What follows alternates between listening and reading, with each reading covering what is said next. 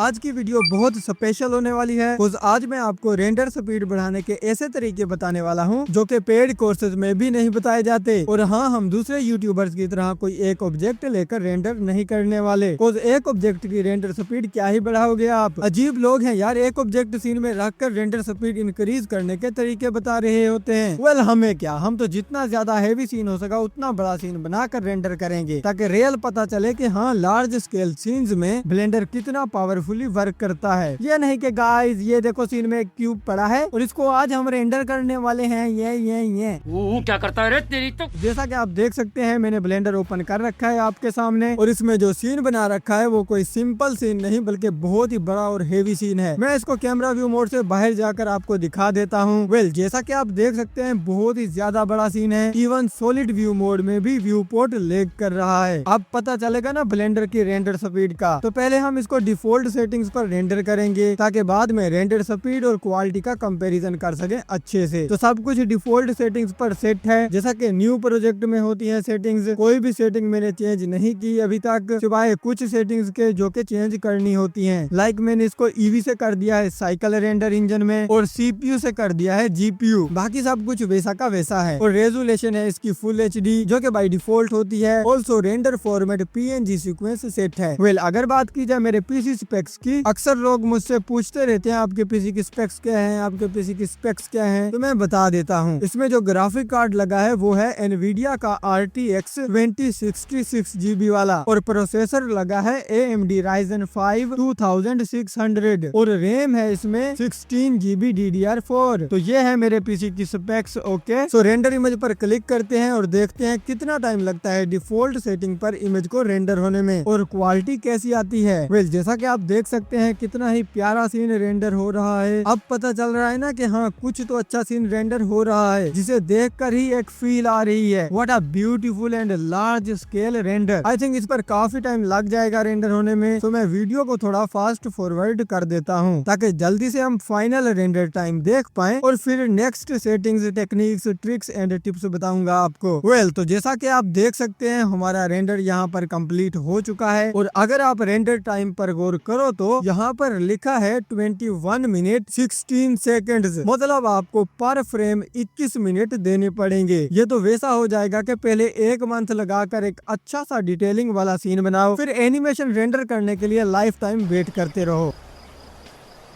Oh no! It's not good. Well इसको हम कर लेते हैं सेव ताकि बाद में क्वालिटी का कंपैरिजन कर पाए। और अभी हम इसकी सेटिंग्स को करते हैं चेंज। सो सबसे पहले मैं आपको वो सेटिंग्स चेंज करके दिखाने वाला हूँ यहाँ पर जो कि हर यूट्यूबर कॉपी पेस्ट करके दिखाता है एक दूसरे से। ये वही एक ऑब्जेक्ट को रेंडर करके दिखाने वाले होते हैं। तो वही सेटिंग्स मैं आपको यहाँ दिखा देता हूँ अगर आपको पता नहीं है तो। और फिर आगे बात करेंगे, और भी बहुत सारी चीजें जरूरी होती है इसके अलावा भी। तो सबसे पहले जो सेटिंग चेंज करने को कहा जाता है वो ये है कि प्रेफरेंसेस में जाओ और फिर सिस्टम में अगर यहाँ पर आपका नॉन सेलेक्ट है तो इसको क्यूडा कर दो, जो कि मैंने ऑलरेडी सेट कर रखा है। और आपको भी मैं यही कहना चाहूंगा कि अगर आपके पास अच्छा जीपीयू लगा है या मिड लेवल का जीपीयू भी लगा है और आपने यहाँ से नॉन सेलेक्ट कर रखा है तो वो कोई भी हेल्प नहीं कर रहा आपकी ब्लेंडर में। सो काइंडली इसको नॉन से क्यूडा कर ले। और अगर आपके पास RTX वाला जीपीयू है तो फिर क्यूडा से भी अच्छा है ऑप्टिक्स। यस, ऑप्टिक्स कर लो, ये आपको और ज्यादा हेल्प करेगा। और हाँ, मोस्ट यूट्यूबर से यही सुनने को मिलता है कि सिर्फ जीपीयू सिलेक्ट होना चाहिए, सीपीयू नहीं सिलेक्ट करना, इससे स्पीड में फर्क नहीं पड़ता। तो चले सही है, हम सिर्फ जीपीयू ही सिलेक्ट रहने देते हैं और नॉन से कर लेते हैं ऑप्टिक्स, जो कि आपने भी कर लेना है। ये सेटिंग्स तो लाजमी होती है। तो अब इस सेटिंग को करते हैं सेव और आ जाते हैं बाकी रेंडर सेटिंग में। रेंडर इंजन, साइकिल, डिवाइस जो है वो सीपीयू से कर देनी है, जीपीयू जो ऑलरेडी कर रखी है। अच्छा, तो अब आ जाते हैं रेंडर सैंपल्स वाली सेटिंग पर। यहाँ पर अक्सर कहा जाता है कि आपको रेंडर स्पीड बढ़ाने के लिए नॉइज थ्रेशोल्ड को 0.01 से 0.02 या फिर 0.05 कर देना चाहिए। तो हम इसको भी 0.05 कर लेते हैं। सैंपल्स भी 128 या फिर मैक्सिमम 256 बताए जाते हैं। हम यहाँ सैंपल कर लेते हैं 128। इसके बाद आ जाते हैं नीचे डिनोइज सेटिंग में। तो यहाँ पर जो सेटिंग बताई जाती है वो ये है कि आपने ओपन इमेज डिनोइज की बजाय ऑप्टिक्स यूज करना है। ओके जी, तो हम भी यहाँ पर ऑप्टिक्स सिलेक्ट कर लेते हैं कोज ये GPU बेस्ड है। इन सब के बारे में डिटेल में बताऊंगा, डोंट वरी, पहले उनका तरीका आपको बता और चेक करवा लूं। फिर आ जाना है जी लाइट पाथ में और टोटल वैल्यू 12 की बजाय कर देनी है 8। ओके कर देते हैं। तो इसके बाद लास्ट सेटिंग जो बताई जाती है आई थिंक परफॉर्मेंस में आ जाना है और यहाँ पर परसिस्टेंट डाटा को टिक कर देना है और ये भी हमने कर दिया। इसके अलावा तो कोई सेटिंग नहीं बताई जाती। तो चलो फिर अब रेंडर करके देखते हैं कितना टाइम लगता है इस पर। तो जैसा कि आप देख सकते हैं वो सब सेटिंग्स चेंज करने के बाद अब हमारा वही सेम रेंडर हुआ है सिर्फ 41 सेकंड में। That's good. इससे रेंडर स्पीड तो अच्छी खासी बढ़ जाती है, लेकिन रेंडर क्रैश और ब्लेंडर का सीन हैंडल ना कर पाने के बारे में कुछ भी नहीं बताया जाता। अरे भाई कुछ तो एक्स्ट्रा चीजें बताओ जिससे और ज्यादा स्पीड बढ़ा सके, रेंडर टाइम कम कर सके, लाइक सीन ऑप्टिमाइजेशन से रेंडर क्रैशेस ना हो। पता नहीं।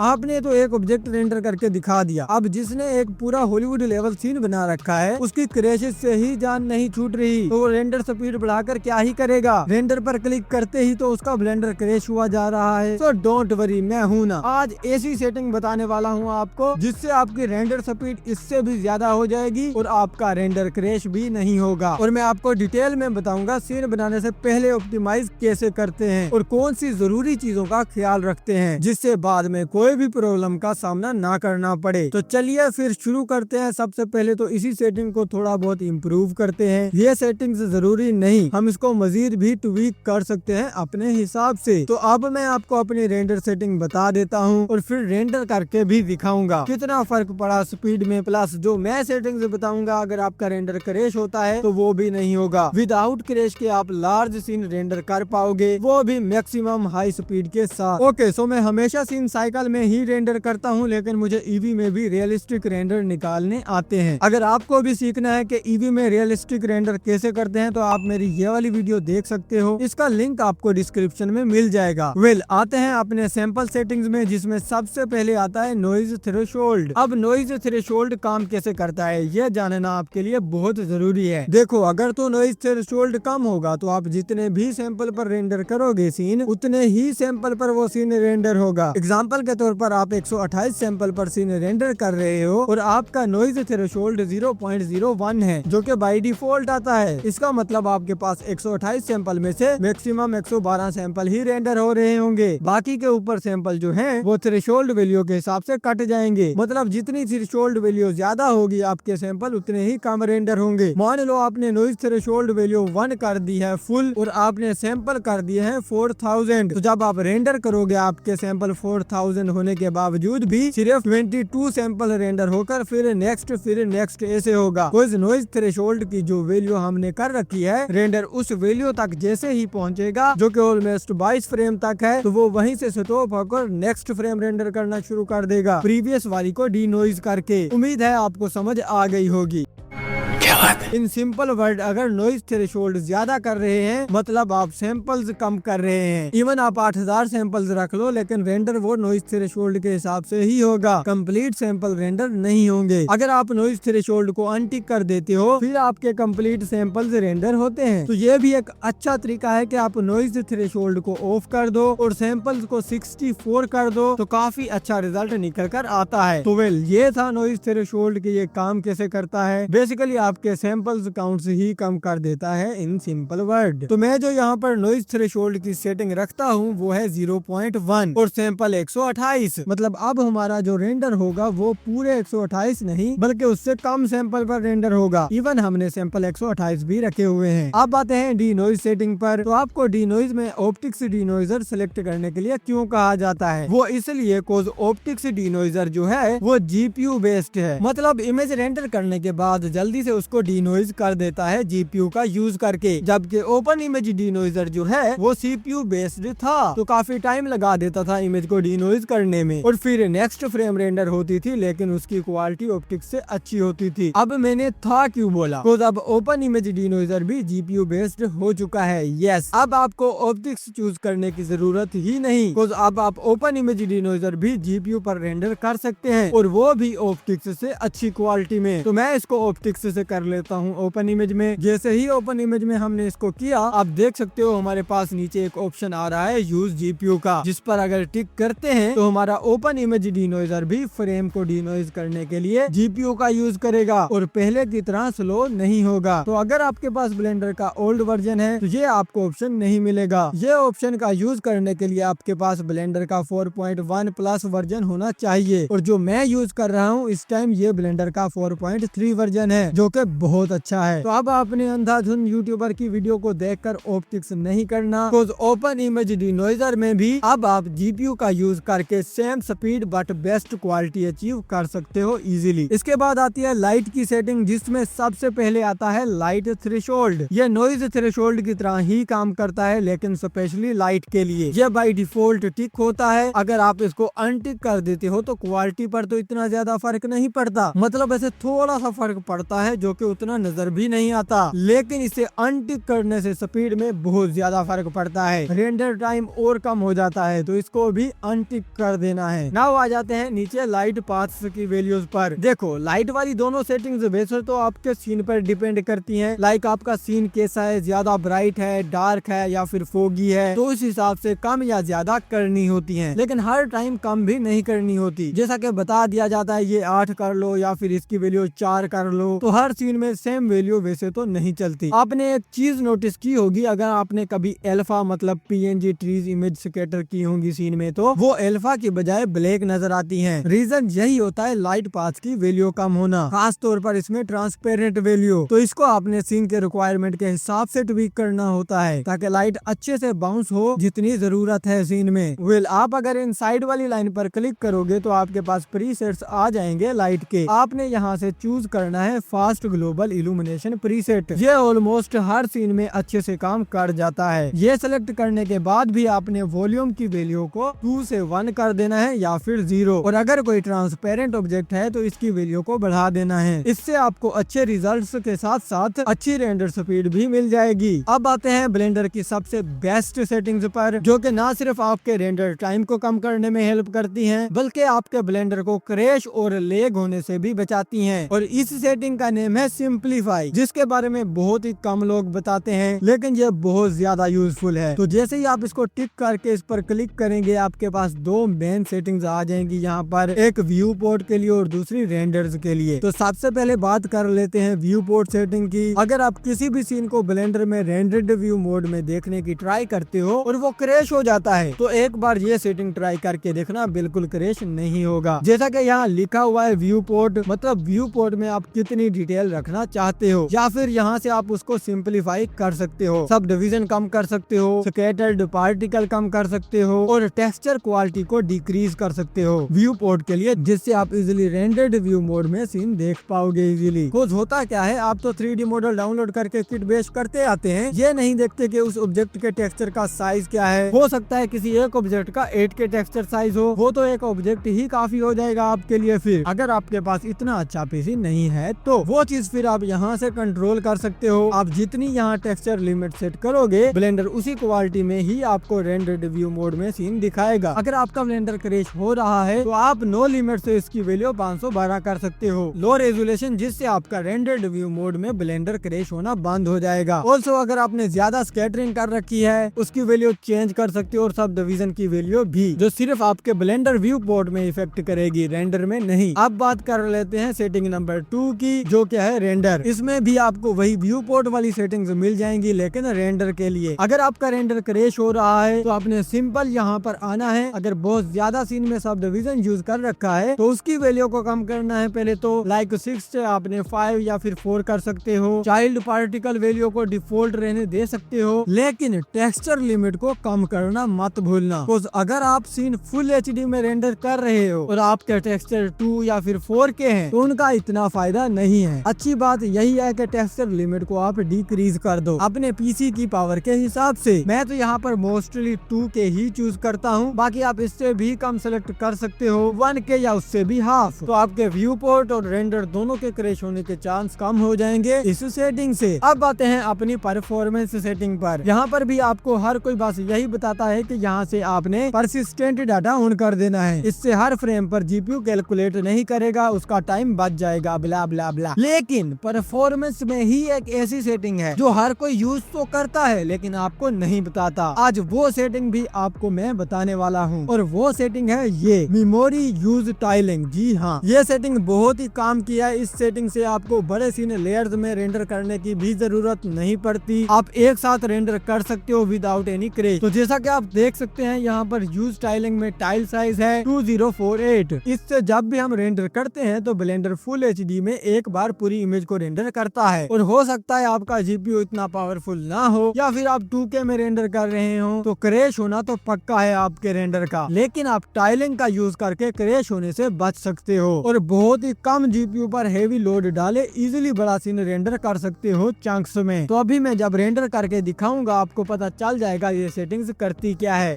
बेस्ट टाइल साइज वैल्यू जो होती है मेरे एक्सपीरियंस के हिसाब से या फिर जिसने मुझे अच्छे रिजल्ट्स दिए हैं वो है 512। और अगर आपके पास सीपीयू है सिर्फ जीपीयू नहीं है तो आप इससे भी कम वैल्यू रख सकते हो, लाइक 256 या फिर 128। आपका रेंडर क्रैश नहीं होगा और आपके पीसी के फैन भी तेज नहीं घूमेंगे। इतना ज्यादा लोड कहाँ से डाल दिया, बल्कि शांति से रेंडर करते रहेंगे बगैर शोर मचाए। नेक्स्ट सेटिंग हमारे पास आती है सिस्टम की, जिसमें हम जीपीयू या फिर सीपीयू सिलेक्ट कर सकते हैं। अब यहाँ पर अक्सर लोग कहते हैं कि ओनली जीपीयू ही सिलेक्ट किया करो, साथ में सीपीयू सिलेक्ट करने से रेंडर स्पीड कम हो जाती है। तो ऐसा नहीं है भाई, हर सीपीयू से ऐसा नहीं होता। क्या पता जो आपके पास सीपीयू लगा हो वो स्पीड बढ़ा दे और आप किसी और की बात मानकर इसको अनसिलेक्ट करके बैठे हो। वाह, ये तो भाई सीपीयू पर डिपेंड करता है, ना कि हर सीपीयू स्पीड कम कर देता है। यहाँ पर मैं आपको ये कहना चाहूंगा, आप एक बार सिर्फ जीपीयू से रेंडर करना, फिर दोनों को सिलेक्ट करके रेंडर करना। अगर आपका रेंडर टाइम कम हो जाए पहले रेंडर से तो समझ जाना आपका सीपीयू अच्छे से काम कर रहा है और आपको जीपीयू और सीपीयू दोनों को सिलेक्ट करके रेंडर करना चाहिए। और एक बात भी मैं यहाँ मेंशन करना चाहूंगा, वो ये कि अगर आप रेंडरिंग लगाकर बैकग्राउंड में कुछ और काम करना चाहते हैं तब दोनों को सिलेक्ट मत करना,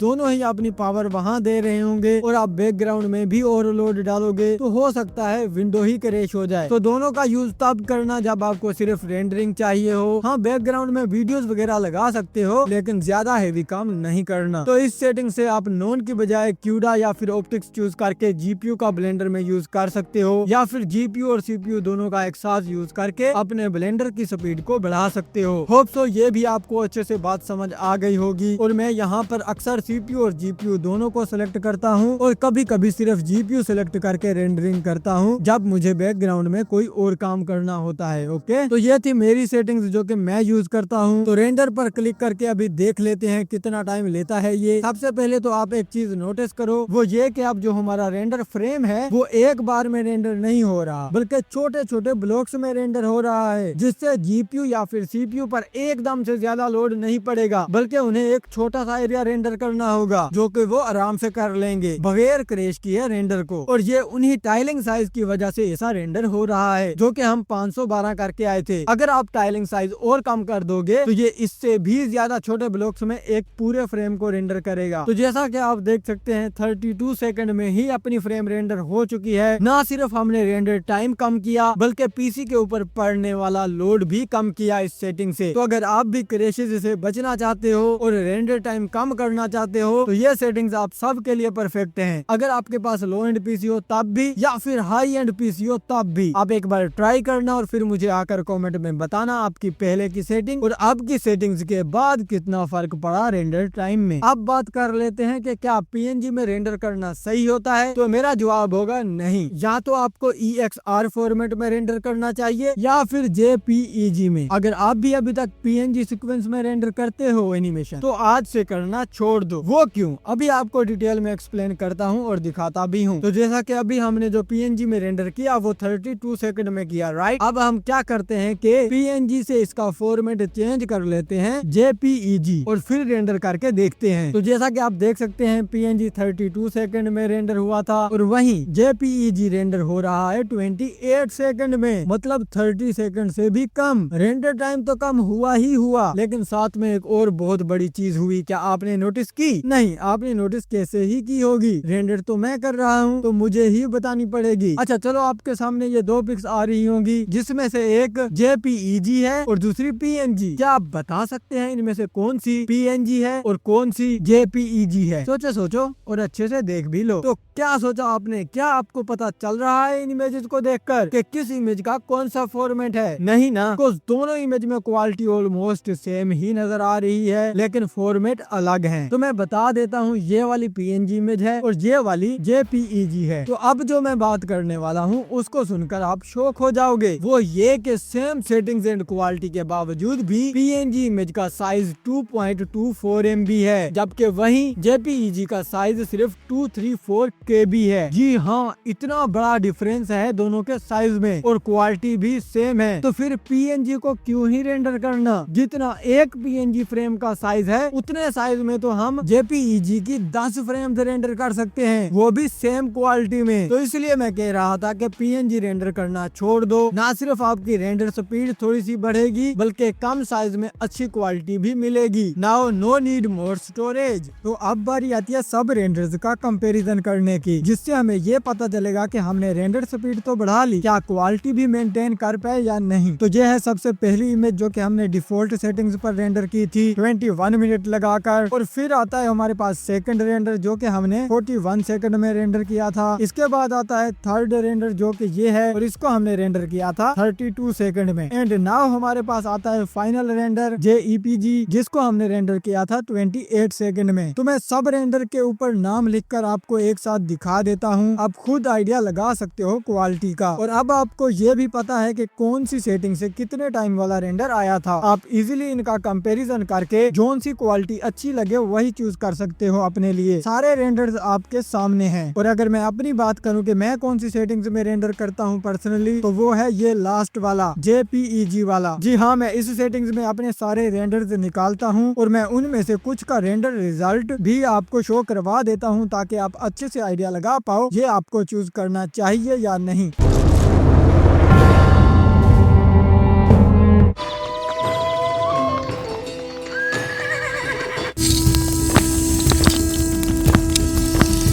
तो जैसा कि आपने कुछ रेंडर्स वीडियो देख ही ली होंगी, तो कुछ ऐसा आता है फाइनल रिजल्ट लास्ट वाली सेटिंग्स पर। और हाँ, इसमें आपका सीन में लाइटिंग स्टाइल कैसा है वो भी बहुत बड़ा इम्पैक्ट डालता है ओवरऑल सीन पर। So that's it. खत्म।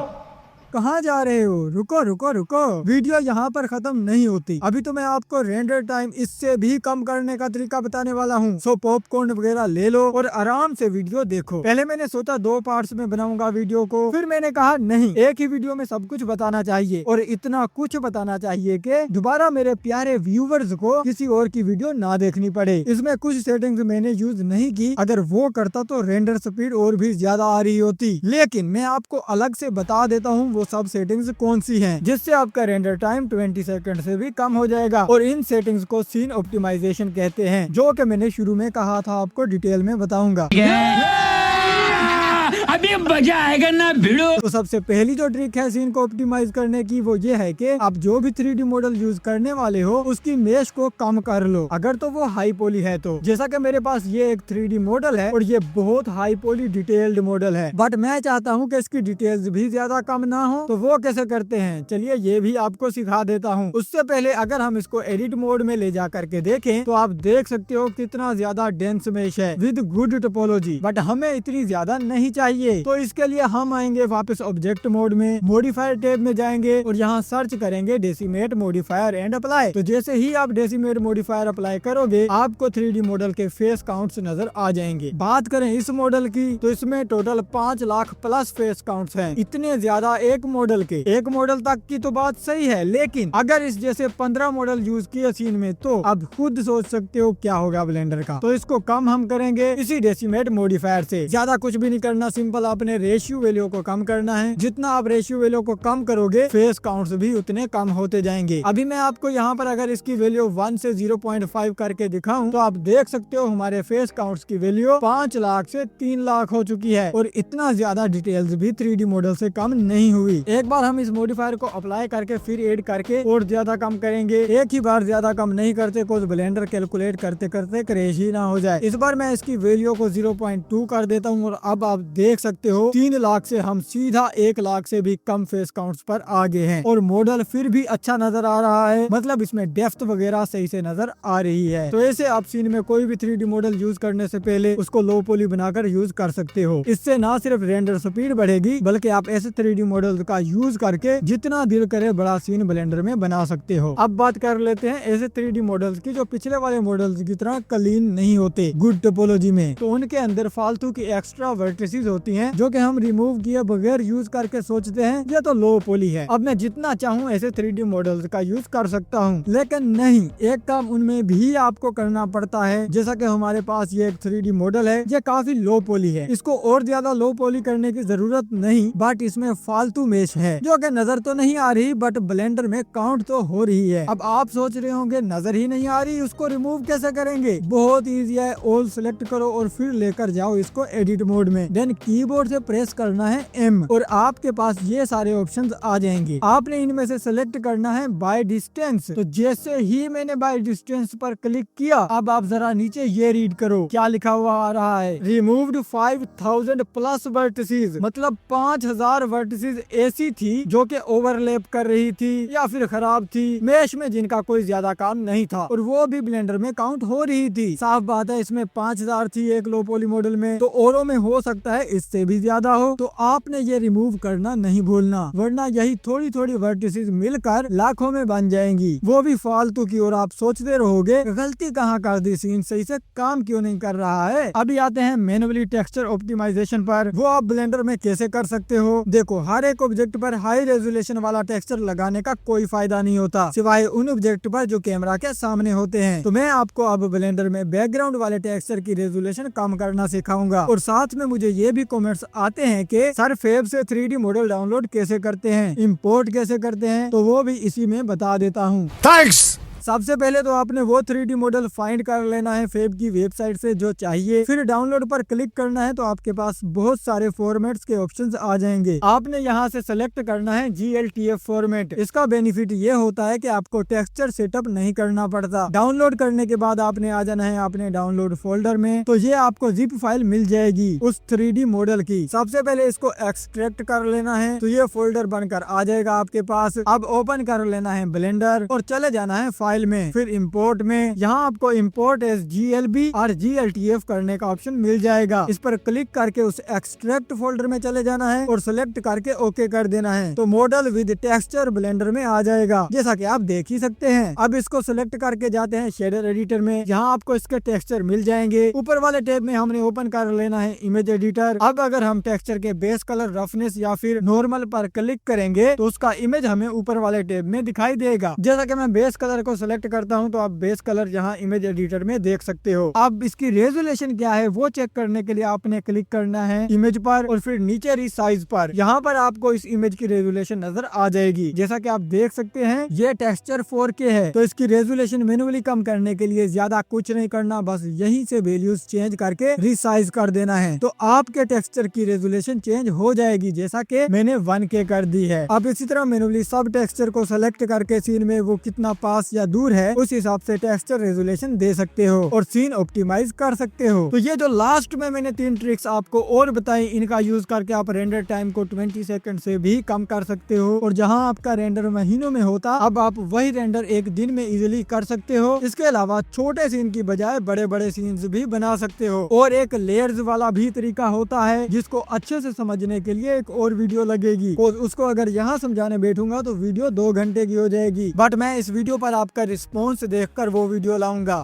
इस वीडियो पर बहुत मेहनत लगी है जो कि हर वीडियो में लगती ही है, बट इस वीडियो में खास ये है कि मैंने हर वो चीज बताई है जो पैसे लेकर भी लोग नहीं बताते। अब आप भी दूसरों की तरह फास्ट रेंडर कर सकते हो, इजीली सीन ऑप्टिमाइज करके बड़े सीन्स बना सकते हो। इसलिए मैं चाहता हूँ कि इस वीडियो में 200 से ज्यादा कमेंट्स कर दो आप सब मिलकर और 200 से ज्यादा लाइक्स, तो फिर मैं next video layer based rendering पर लाऊंगा जो कि VFX के लिए यूज होती है। है। मैं आपका हर कमेंट रीड कर रहा हूँ, सो कमेंट्स अच्छे अच्छे करते जाओ। देखते हैं कब तक 200 लोगों के कमेंट्स और लाइक आते हैं इस वीडियो पर, तभी मैं दूसरी पेड वीडियो भी अपलोड कर दूंगा। और मैं जानता हूँ आप बहुत जल्दी ये टारगेट कंप्लीट करवा दोगे, कोज आप हो मेरे लेजेंड्स जिनके आगे सिग्मा अल्फा भी नहीं टिक पाते। Love you all. लायक है क्या? मैं इसी तरह आपके लिए प्रीमियम वीडियोस लाता रहूंगा, बस अब आपका काम है मुझे सपोर्ट करना। तो आज की वीडियो का टारगेट कंप्लीट करवाया जाए। और हाँ, मेरे इंस्टाग्राम का लिंक आपको डिस्क्रिप्शन में मिल जाएगा, आप वीडियो शेयर करके मुझे टैग भी कर सकते हो। तो मिलते हैं नेक्स्ट वीडियो में, तब तक के लिए बाय।